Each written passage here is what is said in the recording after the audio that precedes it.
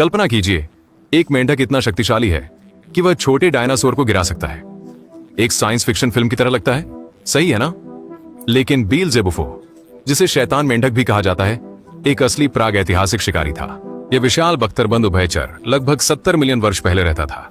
छाया में दुबका रहता था, अपने शिकार पर घात लगाने के इंतजार में। इसकी काट इतनी मजबूत थी कि यह हड्डियों को भी तोड़ सकती थी।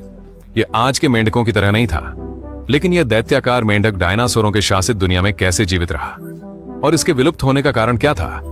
चलिए बीलजेबुफो की अविश्वसनीय कहानी में डुबकी लगाते हैं। 70 मिलियन वर्ष पहले प्राचीन मेडागास्कर की घनी दलदली भूमि में एक भयानक शिकारी छायाओं में छुपा रहता था।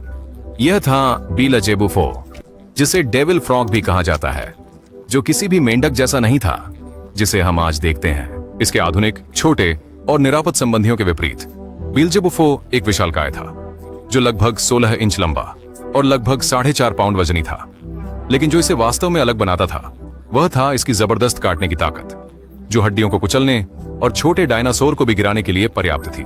प्राचीन समय में भी मेडागास्कर पृथ्वी के कुछ सबसे अजीब और अनोखे जीवों का घर था। लाखों वर्षों तक अलग थलग रहने के कारण इसने घातक शिकारी और अजीब प्रजातियों को विकसित किया, जो कहीं और नहीं पाई जा सकती थी। और बीलजेबुफो इसके सबसे भयंकर शिकारी में से एक था। लेकिन यह विशाल मेंढक कैसे डायनासोर से भरी दुनिया में जीवित रहा और उसके अंततः विलुप्त होने का कारण क्या था?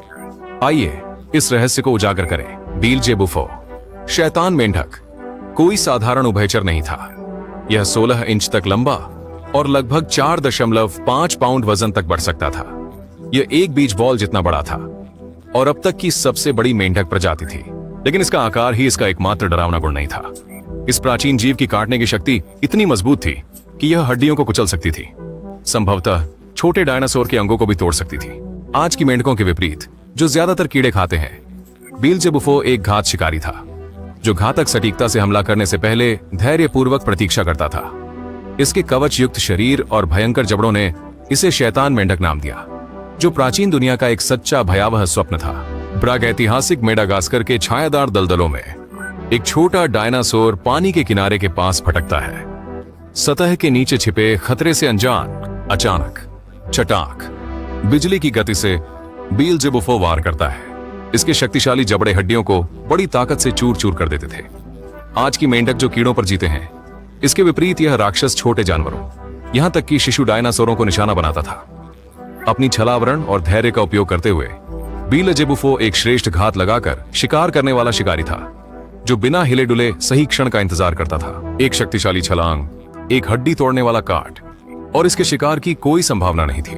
विशालकायों की दुनिया में इस मेंढक ने साबित कर दिया कि आकार ही सब कुछ नहीं था, असली ताकत थी।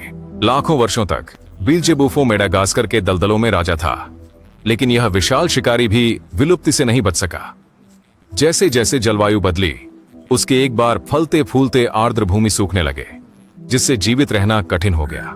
विकसित होते हुए सरीसृपों और स्तनधारियों से प्रतिस्पर्धा का मतलब था कि भोजन के स्रोत कम हो गए, जबकि बदलते परिदृश्य ने इसके शिकार के आदर्श मैदान को नष्ट कर दिया। धीरे धीरे शैतान मेंढक का शासन समाप्त हो गया, अन्य प्रागैतिहासिक जीवों की तरह इतिहास में खो गया।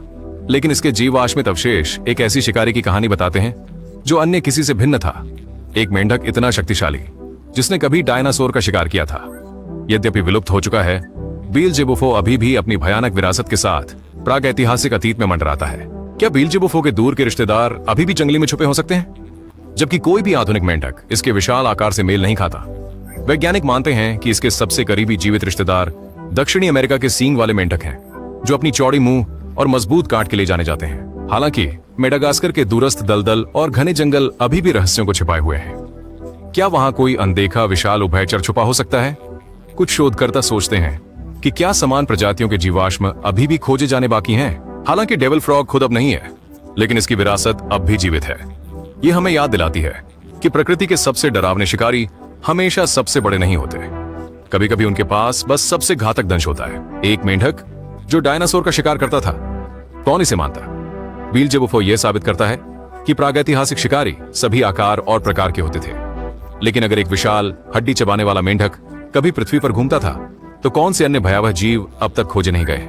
क्या प्राचीन शिकारी अब भी अनदेखे जंगलों और दलदलों की गहराइयों में छिपे हो सकते हैं? अतीत में कई रहस्य हैं, और विज्ञान बस सतह को खरोंच रहा है। आप क्या सोचते हैं? क्या कहीं कोई और शैतान मेंढक अभी भी मौजूद हो सकता है? हमें टिप्पणियों में बताएं। अगर आपने इस वीडियो का आनंद लिया तो और रोमांचक प्रागैतिहासिक खोजों के लिए लाइक, शेयर और सब्सक्राइब करना ना भूलें।